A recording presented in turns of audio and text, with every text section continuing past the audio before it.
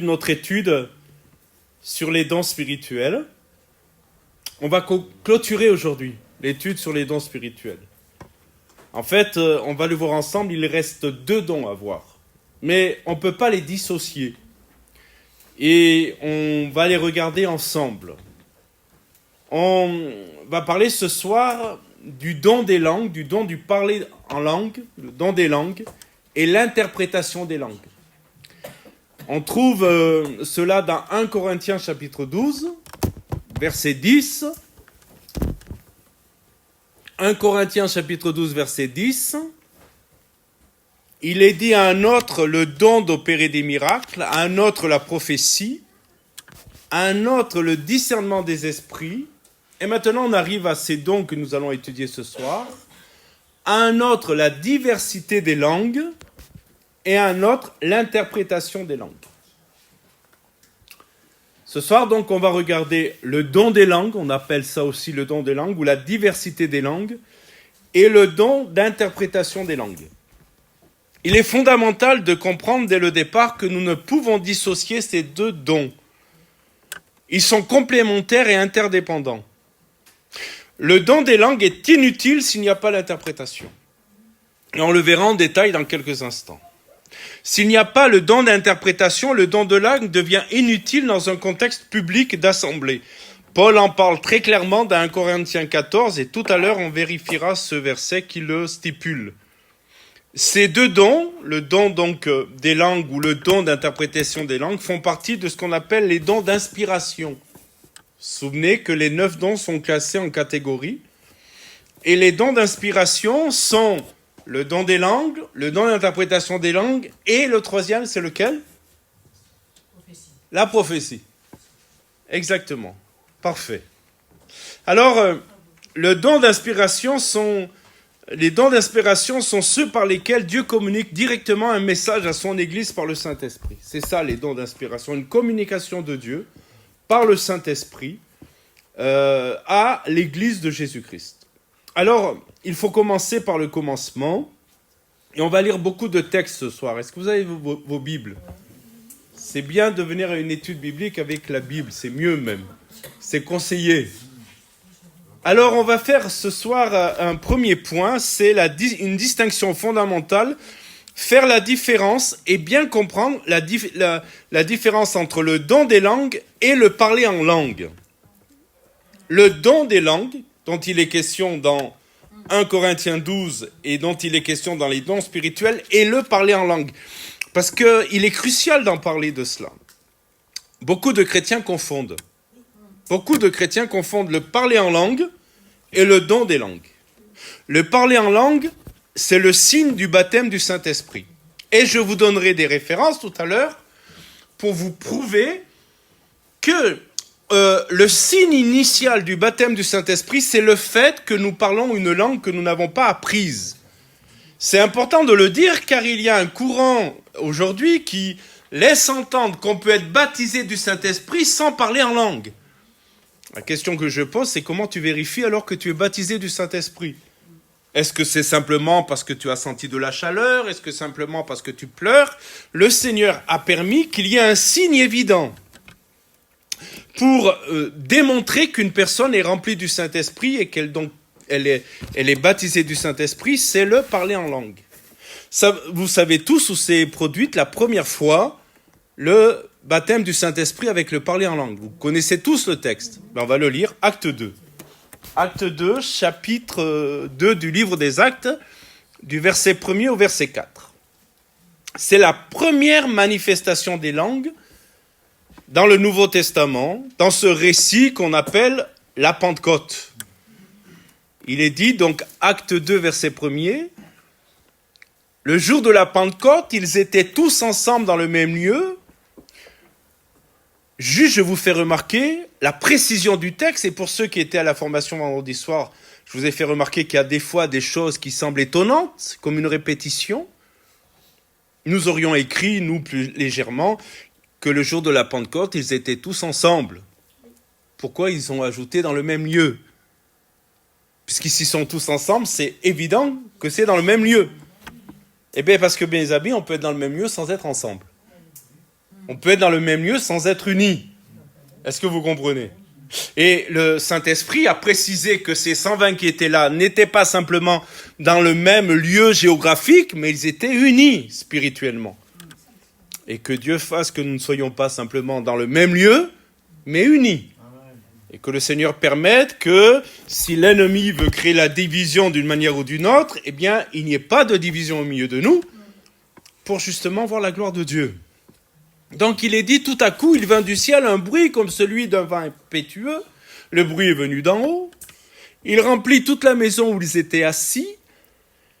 Des langues semblables à des langues de feu leur apparurent, séparées les unes des autres, et se posèrent sur 1 sur 10. Sur chacun d'eux. Ma Bible n'est pas la bonne. Et ils furent tous remplis du Saint-Esprit. Et regardez bien, la conséquence d'être rempli du Saint-Esprit, c'est la conséquence d'être rempli du Saint-Esprit. Et se mirent à parler en d'autres langues selon que l'Esprit leur donnait de s'exprimer. Cette manifestation surnaturelle, il faut le rappeler, ce soir n'est pas un accident historique ou un événement isolé. Elle était l'accomplissement de plusieurs prophéties et promesses de l'Écriture. L'Écriture nous dit que Dieu accomplit ses promesses et ses prophéties. Dieu n'est pas un homme pour mentir, ce qu'il dit, il le fait. Et c'est d'abord l'accomplissement de la prophétie de Joël. Vous connaissez tous Joël, chapitre 2, verset 28. Ce petit prophète, petit non pas en puissance, car des fois on parle des petits prophètes comme s'il y avait des grands prophètes et des petits prophètes, mais on parle des petits prophètes pour la longueur de leur écrit. Voilà. Et Joël chapitre 2 verset 28 nous dit, après cela, c'est Joël qui prophétise cela, je répandrai mon esprit sur toute chair. Dans l'Ancien Testament, le Saint-Esprit n'était pas répandu sur toute chair, sur quelques-uns que le Seigneur choisissait en particulier pour une mission particulière. Mais le Saint-Esprit était répandu sur quelques-uns et il n'était pas constamment sur la personne. Dans le Nouveau Testament, le prophète annonce cette bonne nouvelle le Saint-Esprit sera répandu sur toute chair, vos fils et vos filles prophétiseront, vos vieillards auront des songes et vos jeunes gens des visions. Cette prophétie annoncée des siècles auparavant a trouvé son accomplissement ou sa réalisation le jour de la Pentecôte. D'ailleurs, si vous connaissez votre Bible, quand Pierre a prêché, il a fait référence à Joël. Les gens qui étaient là disaient, mais ils sont pleins de vin doux, ils sont ivres. Et Pierre dit, il est 9h du matin. Pas 9h du soir, 9h du matin.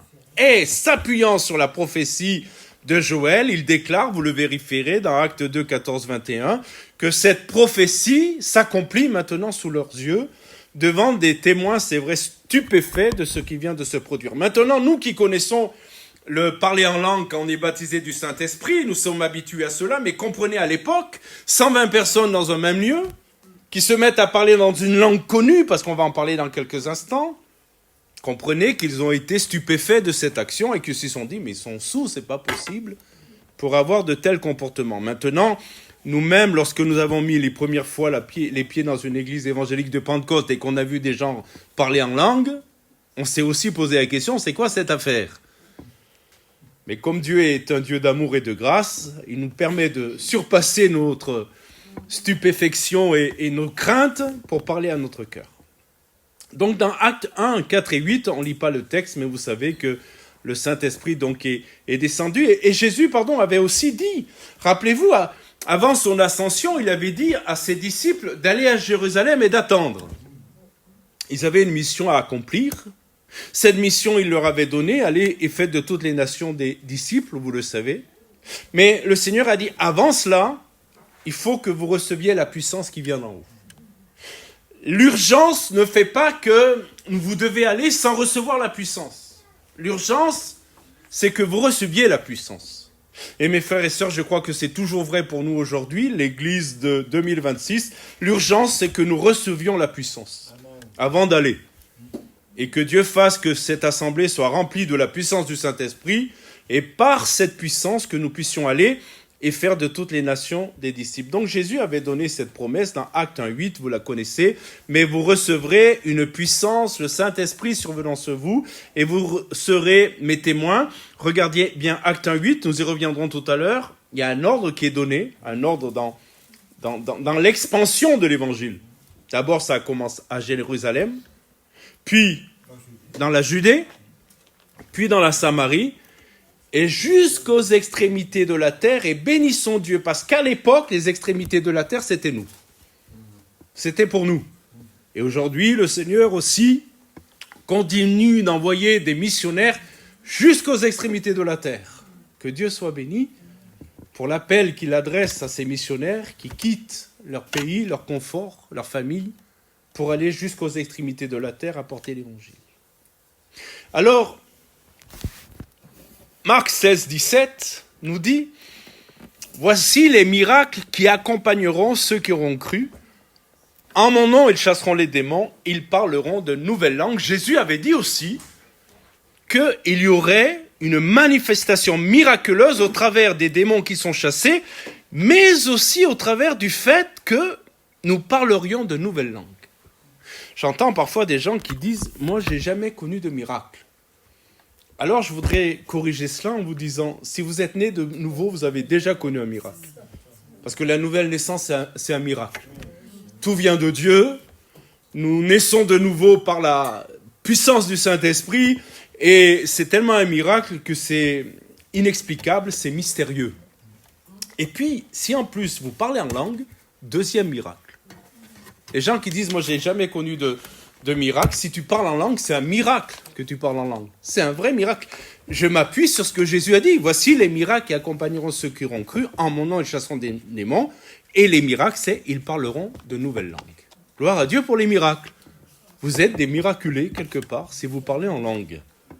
Le jour de la Pentecôte, actes 2, 5 et 11, on va lire ce texte parce que il est très intéressant et c'est là où on va parler et on va faire la différence entre la xénolalie, je ne sais pas si vous avez vu l'annonce de la réunion ce soir, et la glossolalie.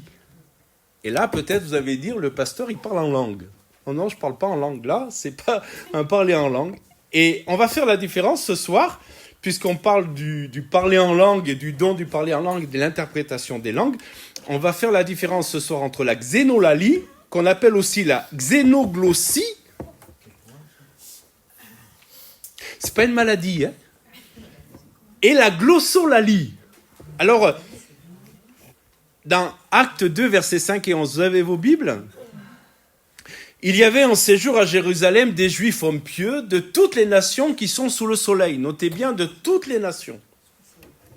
Au bruit qui eut lieu, quel bruit ? Rappelez-vous, dans la chambre haute, c'est 120, qui parlent une langue qu'ils ne connaissent pas. La multitude accourut et elle fut confondue parce que chacun les entendait parler dans sa propre langue. Ils étaient tous dans l'étonnement et la surprise et ils se disaient les uns les autres, voici des gens ces gens qui parlent ne sont-ils pas tous galiléens, c'est-à-dire de Galilée là. Ce sont des Juifs de Galilée. Et ils parlent quoi ? Ils parlent, mais dans leur langue maternelle, c'est pas ça. Et comment les entendons-nous dans notre propre langue, à chacun dans notre langue maternelle ?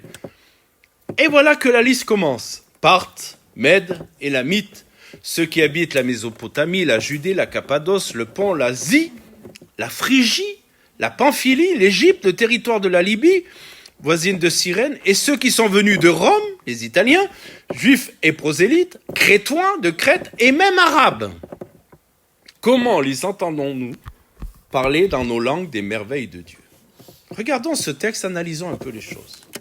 Les 120 qui attendaient dans la chambre haute ont tous été remplis du Saint-Esprit par Jésus. Savez-vous qui est-ce qui baptise du Saint-Esprit ? Qui baptise du Saint-Esprit ? Non, c'est Jésus. Jésus a dit qu'il fallait qu'il les quitte pour leur envoyer un autre consolateur, le Saint-Esprit. Et si vous voulez être baptisé du Saint-Esprit, c'est à Jésus qu'il faut le demander, pas au Saint-Esprit. D'ailleurs, si vous lisez votre Bible, vous ne verrez jamais une prière adressée au Saint-Esprit. Comment on prie ? C'est assez simple.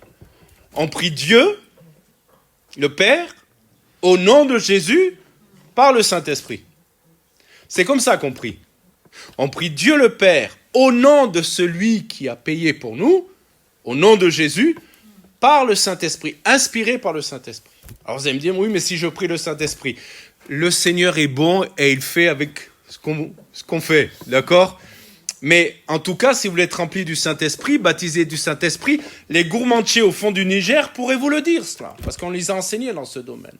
Ils prient Jésus pour qu'il soit baptisé du Saint-Esprit. Notez bien, je vous l'ai fait remarquer, tous ont parlé en langue, pas seulement quelques-uns. Mais regardez bien, des langues connues mais nouvelles.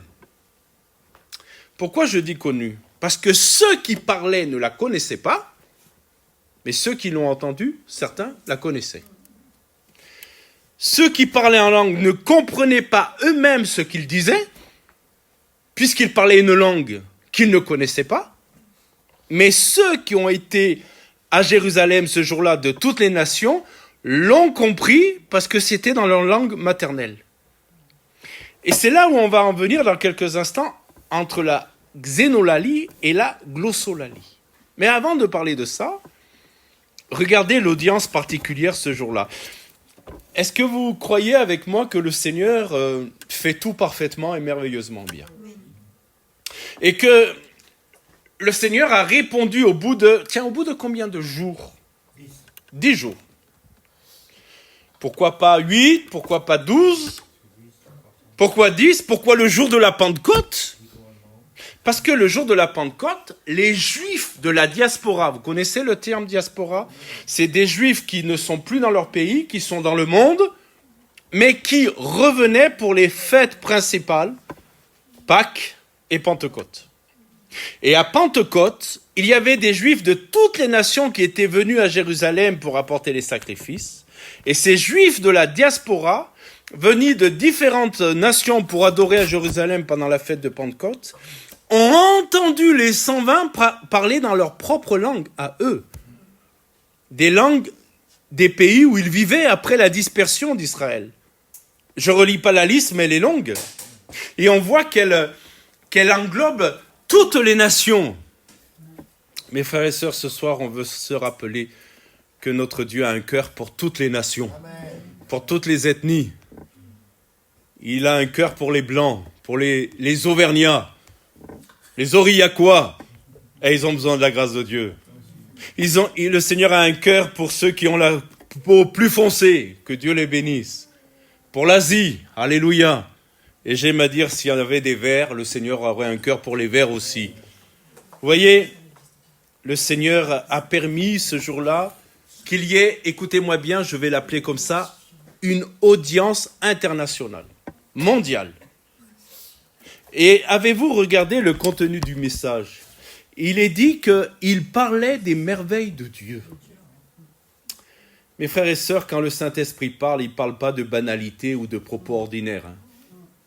Il parle des merveilles de Dieu, des choses qui nous dépassent, des choses qu'on ne peut pas concevoir, des choses qu'on n'appréhende pas avec notre intelligence. Mais le Saint-Esprit nous permet de dépasser nos limitations humaines pour nous entraîner dans les merveilles de Dieu et dans les choses magnifiques de notre Dieu.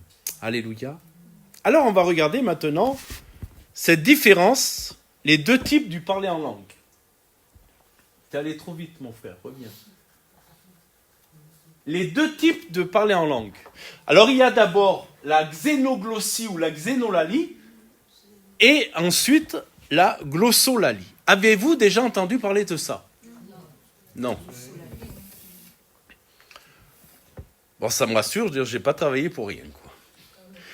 Il est utile de comprendre qu'il existe deux catégories de parler en langue, reconnues même, écoutez-moi bien, par les linguistes païens.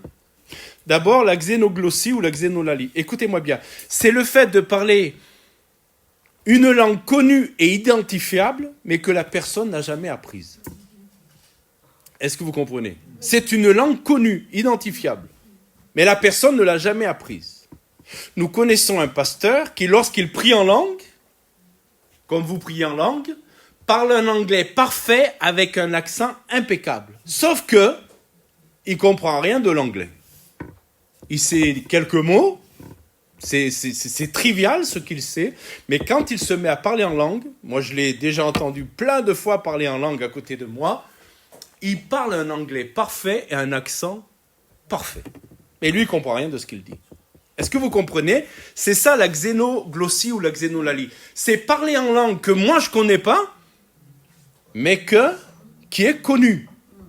On raconte l'histoire dans une église où quelqu'un a apporté un don spirituel et il l'a apporté dans un russe parfait.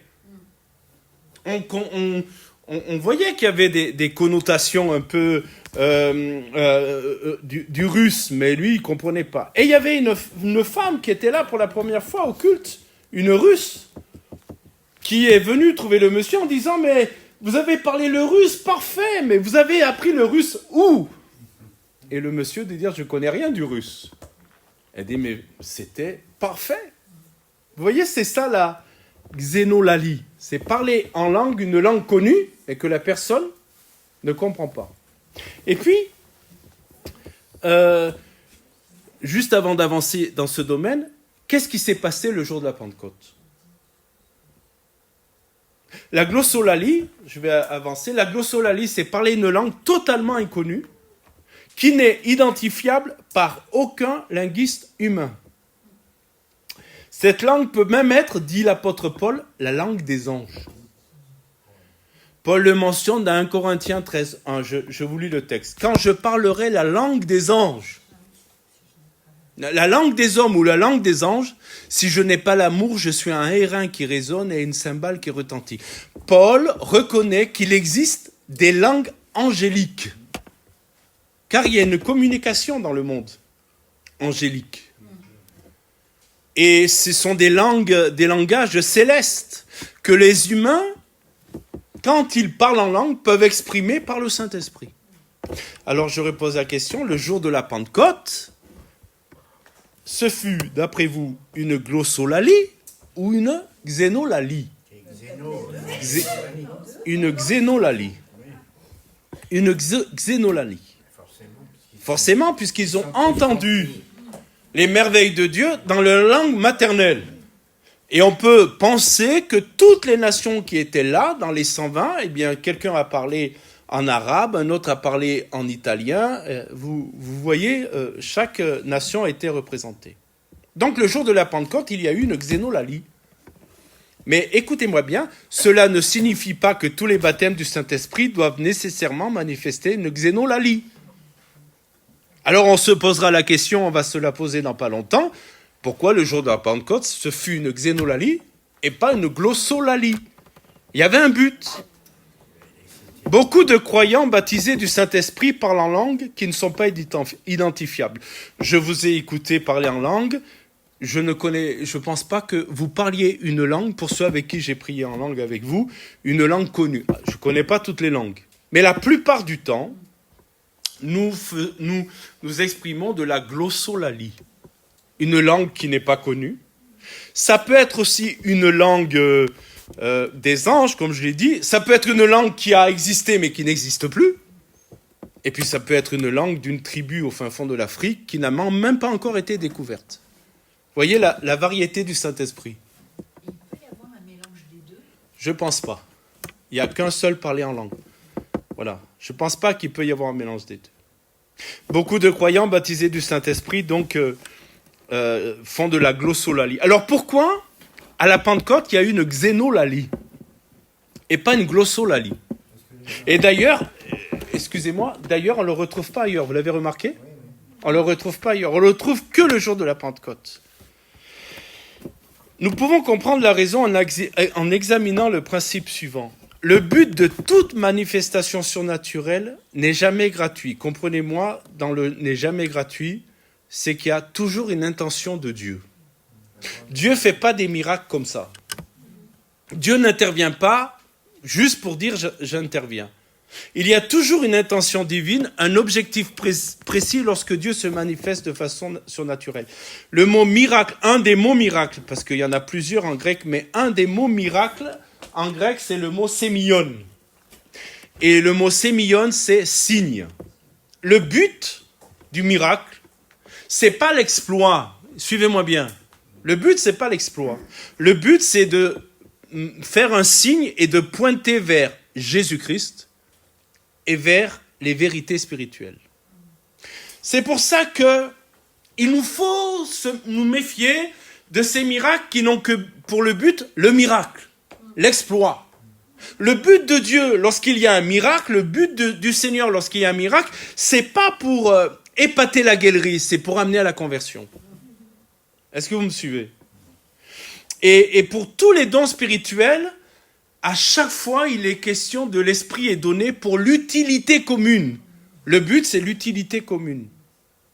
Il y a toujours un but, l'édification du corps de Christ, c'est-à-dire de l'Église.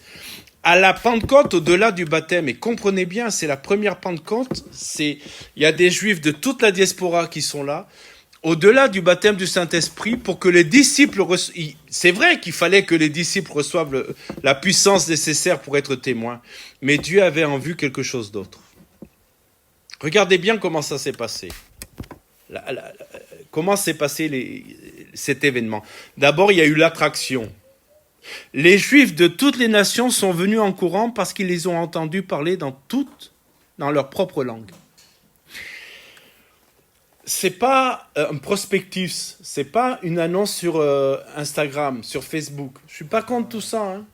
Et c'est pas ça qui a attiré la foule. Ce qui a attiré les gens, c'est qu'ils ont entendu 120 personnes parler dans leur langue à eux.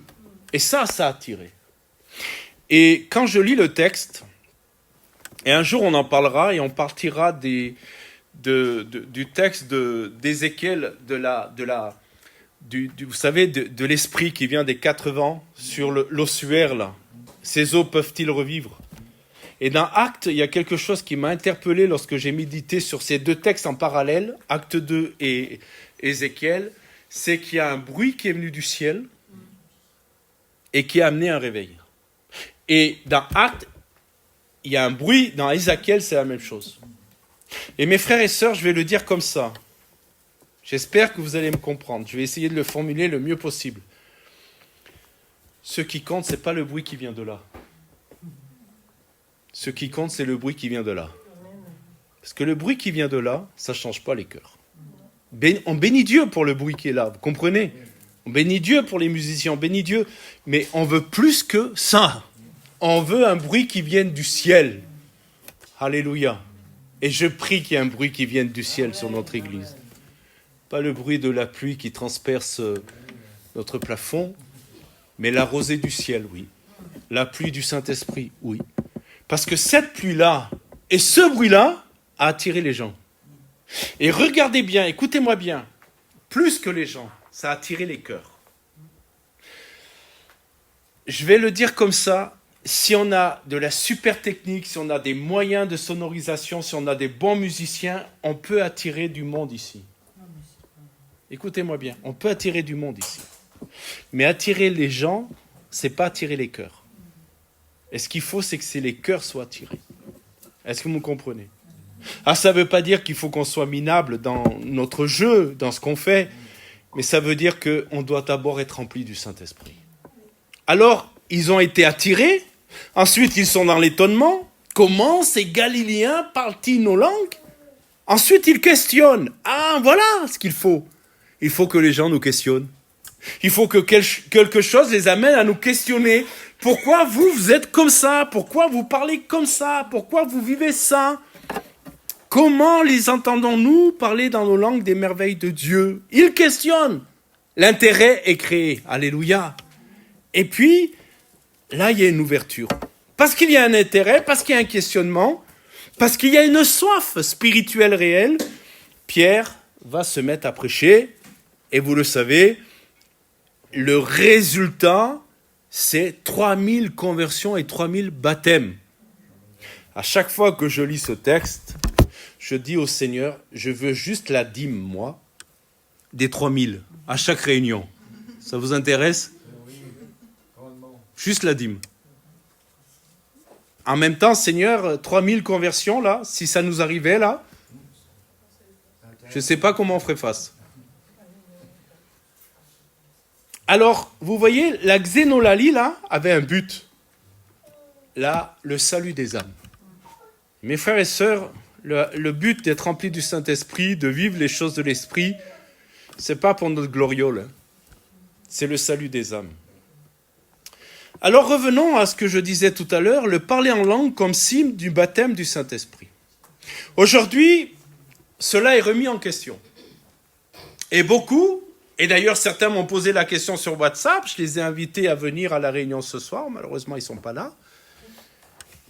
Il est question du signe initial du parler en langue. Chaque fois qu'il y a un baptême du Saint-Esprit dans le livre des Actes, à chaque fois, il y a ce parler en langue qui constitue le signe évident, l'évidence manifeste du baptême du Saint-Esprit. Alors on va regarder les textes.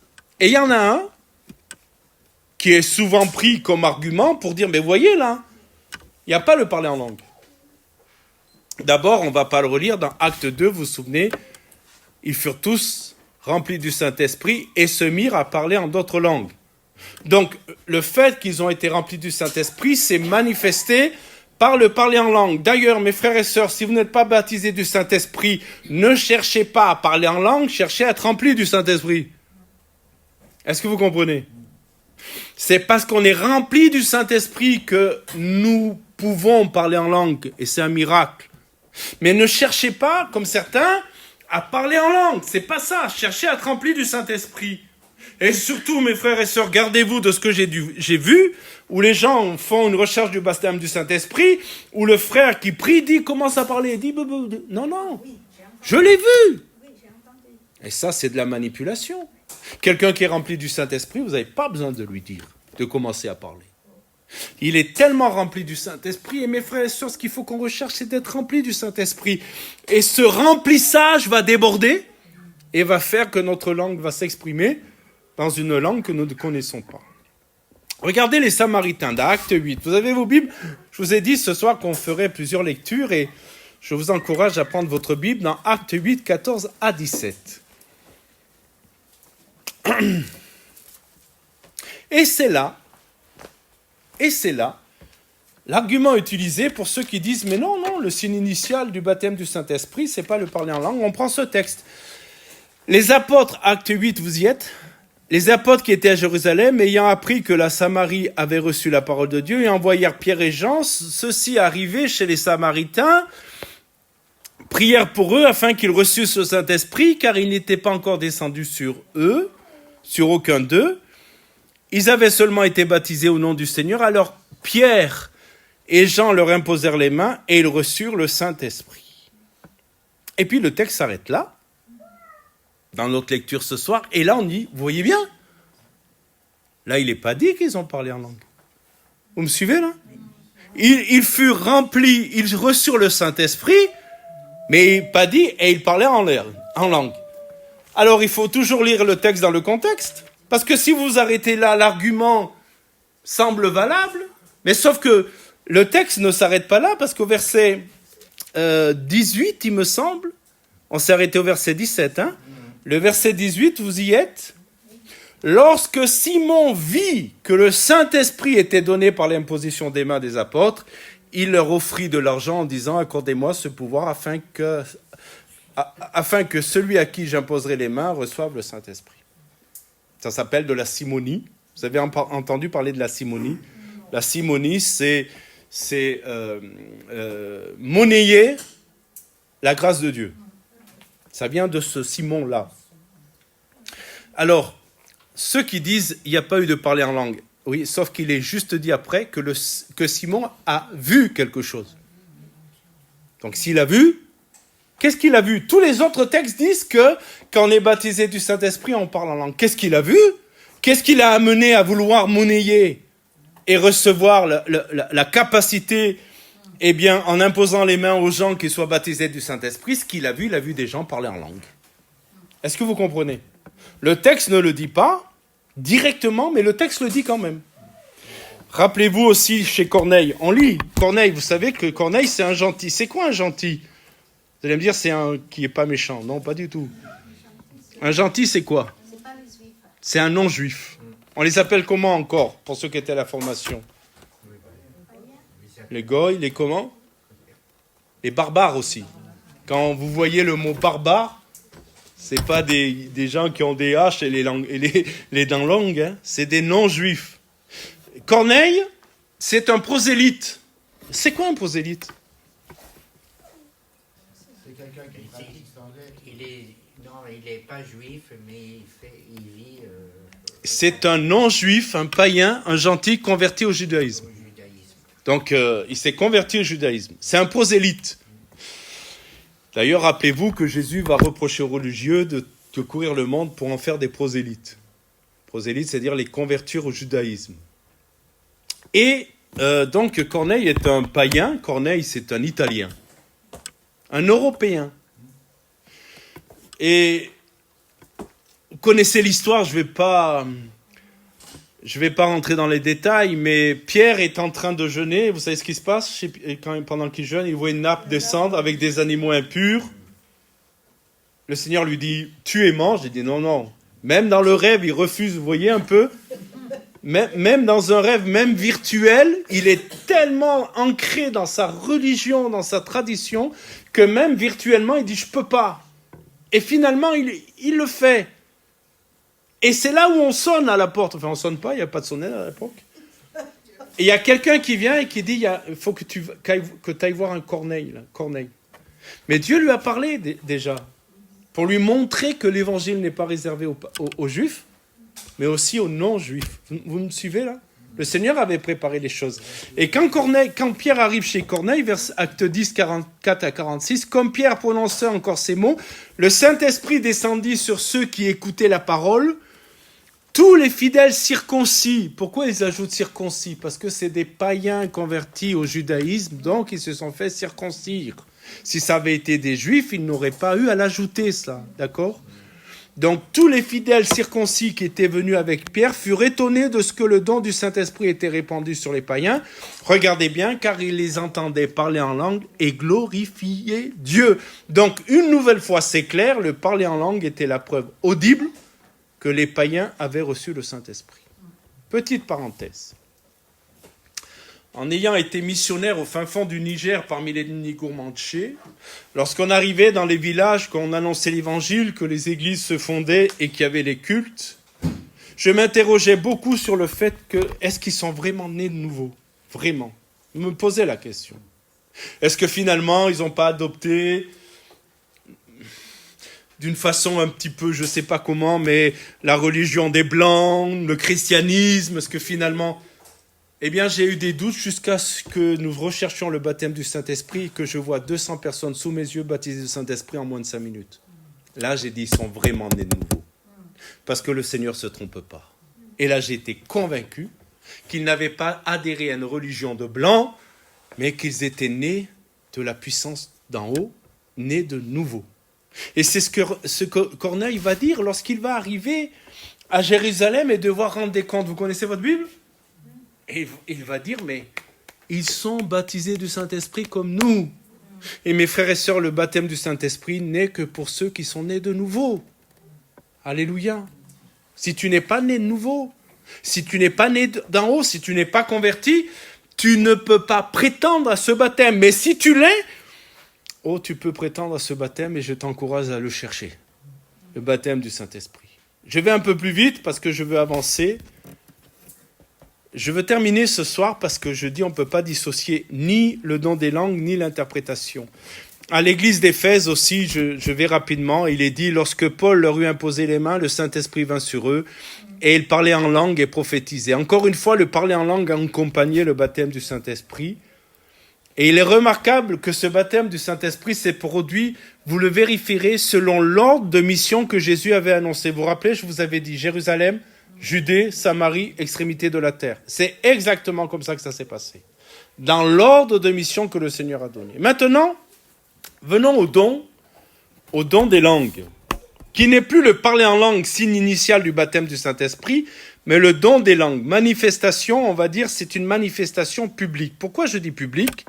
Parce que le don des langues, le don du parler en langue, selon les dons spirituels, n'ont d'intérêt et de valeur que si c'est public. Il faut faire la distinction entre le parler en langue privée et le don des langues en public. Il est essentiel de comprendre cette différence fondamentale. Le don des langues est une manifestation publique dans l'assemblée, alors que le parler en langue est généralement l'expression de notre prière personnelle dans le privé. Vous savez tous ce que dit l'apôtre Paul. Il va faire une distinction. Il dit 1 Corinthiens 14, 18 à 19. Je lis le texte pour gagner du temps, mais notez 1 Corinthiens 14, 18 à 19. Et Paul dit, je rends grâce à Dieu de ce que je parle en langue plus que vous tous.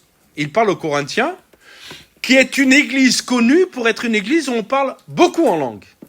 Où les chrétiens parlent beaucoup en langue. Et vous savez que malgré les grands problèmes qu'il y avait dans cette église, Paul dira aux Corinthiens, vous avez tous les dons. Ils ont tous les dons spirituels. Et pourtant, c'est pas glorieux. Et Paul va dire, écoutez-moi bien, j'aime mieux dire 5 paroles avec mon intelligence en public, afin d'instruire aussi les autres, que 10 000 paroles en langue. Paul affirme 2 choses importantes là. Premièrement, il parlait en langue abondamment. Il dira, plus que vous tous les Corinthiens, tous réunis, je parle en langue plus que vous tous. Mais je ne parle pas en langue à l'église. Je parle en langue dans ma vie privée. Vous savez que Paul était un grand voyageur, il était missionnaire, souvent sur les chemins. Parfois, il a refusé de prendre le bateau, il a envoyé son équipe en bateau, mais lui, il a pris la route, il a fait la route à pied. Souvent, je me suis interrogé pourquoi il a fait ça. Je crois qu'une des raisons, c'est que pendant qu'il marchait, il priait en langue. Il se laissait remplir du Saint-Esprit. Parce que sur les champs missionnaires où il se trouvait, il y avait des démons à chasser, des malades à guérir, des religieux à confondre et l'évangile à apporter. Et il avait compris quelque chose que peut-être on a oublié, que l'Église moderne aujourd'hui en France et en Europe a oublié, c'est que pour accomplir la mission de Dieu, nous ne pouvons pas l'accomplir par nos moyens humains, mais en étant remplis du Saint-Esprit. Et lui, tout en marchant, il parlait en langue. Et il va dire, tous les Corinthiens, je parle plus en langue que vous tous réunis. Mais c'était en privé. Dans sa vie de prière personnelle, il parlait beaucoup en langue. Paul explique aussi, 1 Corinthiens 14, 4, celui qui parle en langue s'édifie lui-même, celui qui prophétise édifie les autres. Vous comprenez ? Celui qui parle en langue dans le privé s'édifie lui-même. Si vous êtes baptisé du Saint-Esprit, écoutez-moi bien, ne faites pas l'économie de parler beaucoup en langue. Pas à l'église. Un autre texte nous dira pourquoi. Dans votre maison, à votre volant de voiture, les yeux ouverts. Quand nous étions missionnaires au Niger et qu'on partait à 6h30 le matin pour aller dans la brousse faire 2 cultes par jour et 6h30 faisait 37 degrés, pendant 1h30 on priait avec notre intelligence et tout le reste du temps on priait en langue. 1h30. Et je crois que des fois dans nos vies, faut couper la radio, faut couper la télé, faut couper Internet pour passer beaucoup de temps à prier en langue. Et si vous êtes baptisé du Saint-Esprit, priez en langue. Rechargez vos batteries spirituelles. Amen. Rechargez-les. Mais si vous allez demander un prêt à la banque, ne priez pas en langue. Non. 1 Corinthiens 14, 2 nous dit, en effet, celui qui parle en langue ne parle pas aux hommes, mais à Dieu. Car personne ne le comprend, c'est en esprit qu'il dit des mystères. Quand vous priez en langue dans votre maison, vous vous édifiez. Oserais-je dire ce soir, je vais le dire, que quelqu'un qui est baptisé du Saint-Esprit et qui néglige de parler en langue va pas s'édifier. C'est pas TikTok, Instagram et les influenceurs chrétiens qui vont t'édifier, mon frère, ma sœur. C'est pas ça qui nous édifie. C'est le fait de se tenir devant Dieu, de prier en langue. Et je vous donne un conseil que j'applique dans ma vie. Quand je prie avec mon intelligence en me tenant devant Dieu, que j'ai passé en revue tous mes sujets de prière, je ne sais plus quoi demander, je ne sais plus comment demander, je prie en langue.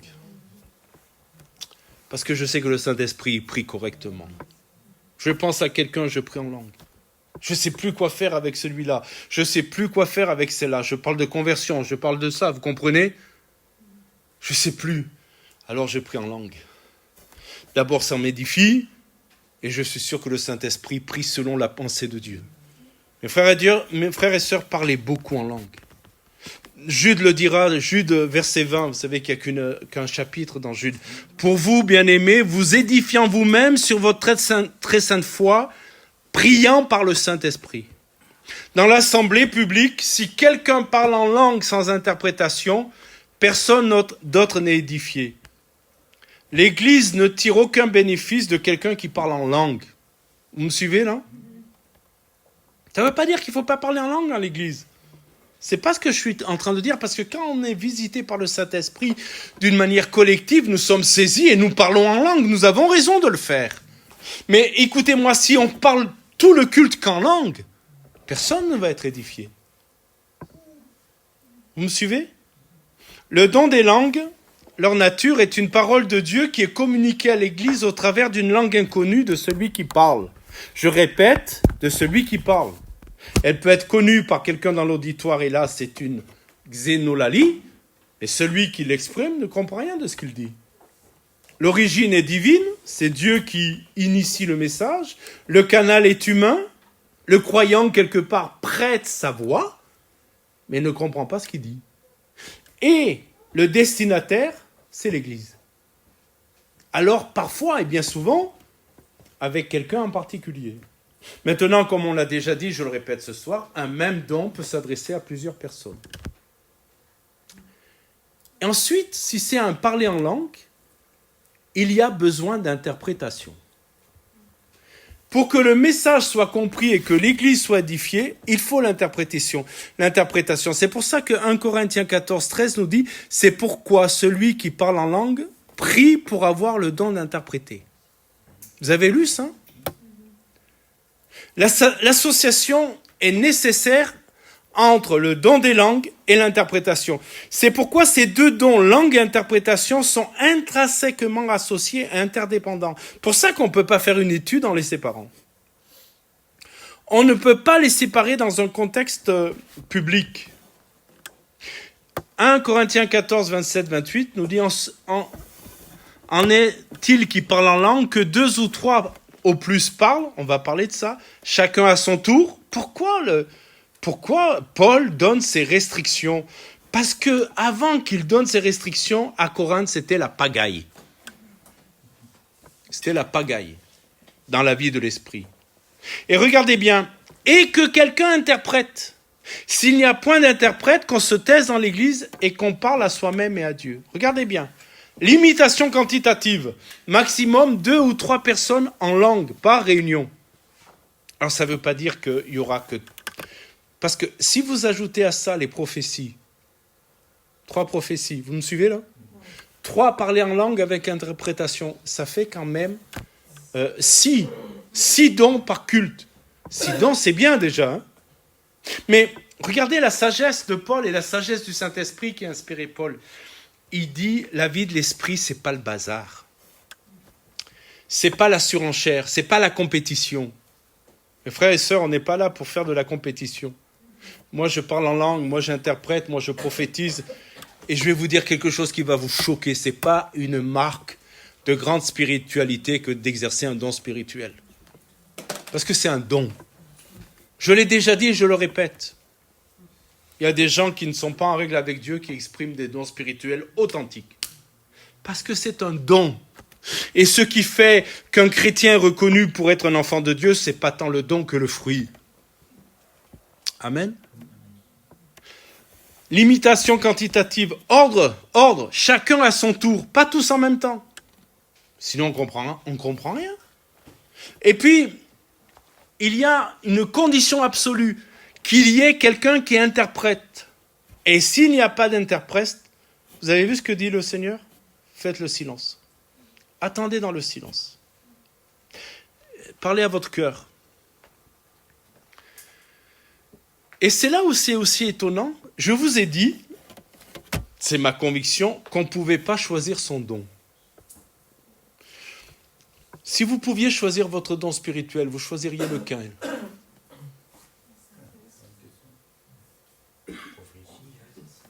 Moi, par exemple, je dirais, Seigneur, le don des miracles, quand même, c'est pas mal.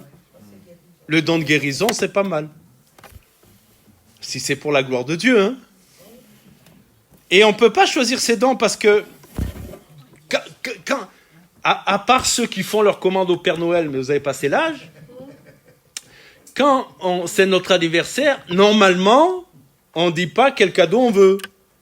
La personne qui nous fait le don qu'elle veut. Des fois, on se réjouit, des fois, on se dit, purée, encore une cravate. Vous me suivez, là?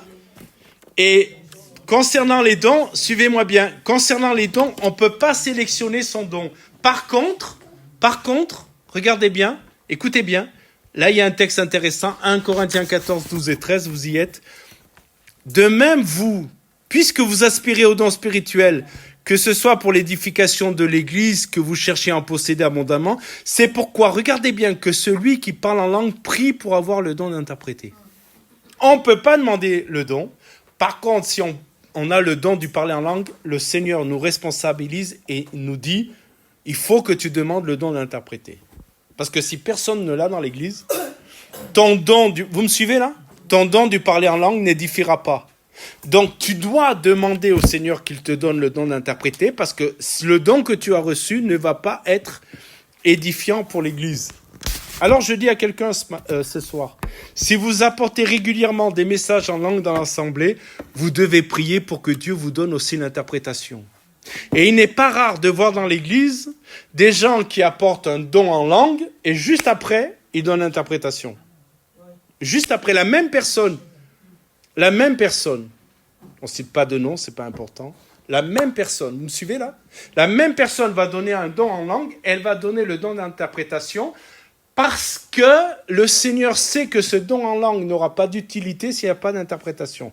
Donc si ce jour-là, il n'y a pas d'interprète, il faut que la personne qui donne le don en langue puisse aussi apporter l'interprétation. Vous me suivez là? Et ça, c'est important. Alors, on va conclure par quelque chose qui est mal compris. Est-ce que vous avez bien compris que c'est un don d'interprétation et pas un don de traduction? Est-ce que vous comprenez? Que ce n'est pas la même chose. La différence entre l'interprétation et la traduction. Voici un point crucial que beaucoup de croyants ne comprennent pas et il peut causer de la confusion et même du scepticisme.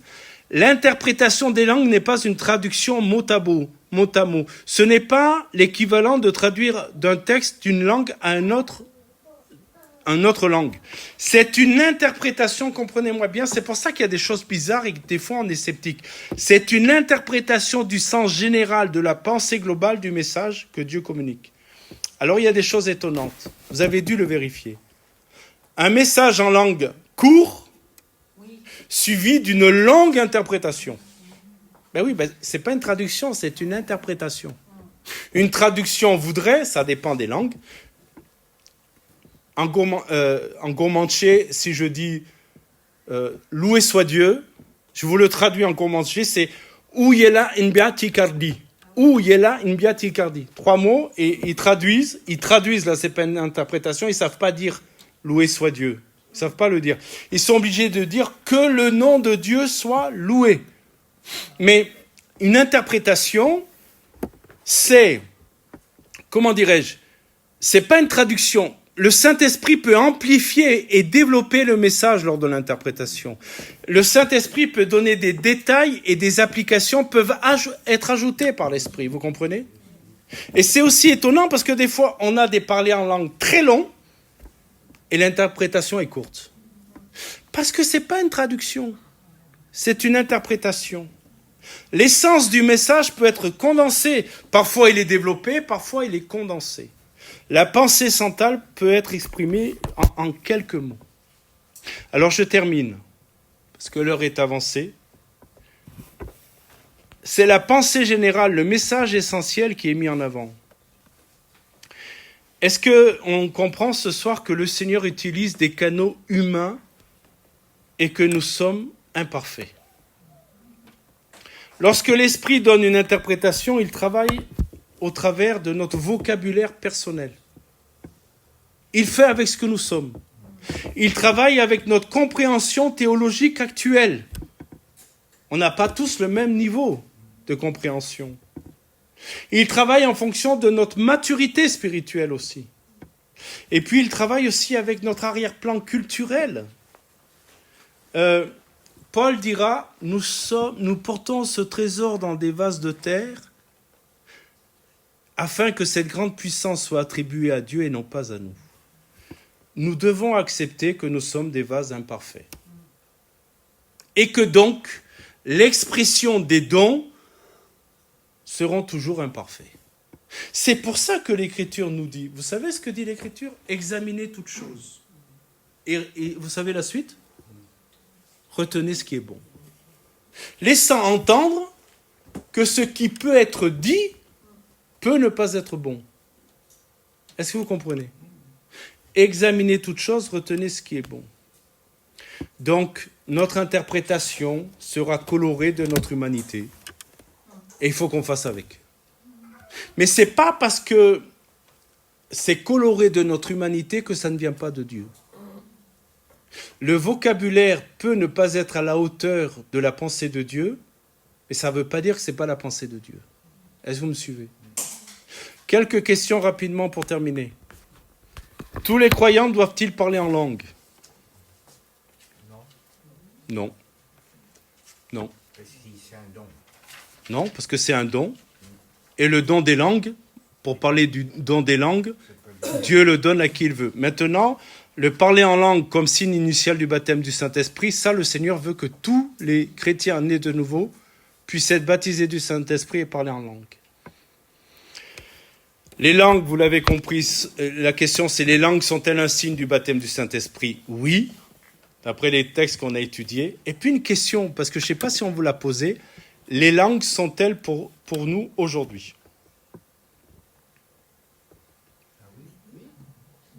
1 Corinthiens 13, 8 dit, vous avez vos Bibles? Connaissez-vous les cessationnistes? Les chrétiens cessationnistes. C'est quoi les cessationnistes? Hein? Ouais, ils ont cessé quelque chose. Donc les chrétiens cessationnistes, vous les connaissez? C'est les chrétiens qui pensent que tout ce qui est en rapport avec les dons spirituels et la vie de l'esprit ont cessé avec les derniers apôtres. On les appelle les chrétiens cessationnistes. Et ils pensent que toutes ces choses-là concernaient le temps des apôtres, mais ne nous concernent pas nous. 1 Corinthiens 13, 8 nous dit: la charité ne périt pas, regardez bien, les prophéties prendront fin, les langues cesseront, la connaissance disparaîtra. Donc, certains disent, vous voyez, les prophéties cesseront, les langues cesseront. Vous suivez là? Mais il faut aller après. Mais quand ce qui est parfait sera venu, ce qui est partiel disparaîtra. Ça cessera quand ce qui est parfait sera venu. Alors ça, c'est quoi quand ce qui est parfait? Quand Christ sera revenu. En fait, mes frères et sœurs, c'est assez logique, c'est assez trivial. Dans le ciel, on n'aura plus besoin des dons. C'est aussi simple que ça. Quand le Seigneur sera revenu chercher son Église, il n'y aura plus besoin des dons. Car dans le ciel, tout sera parfait. Amen. Amen. Amen. Avez-vous des questions? Oui, vivement qu'on y aille, oui.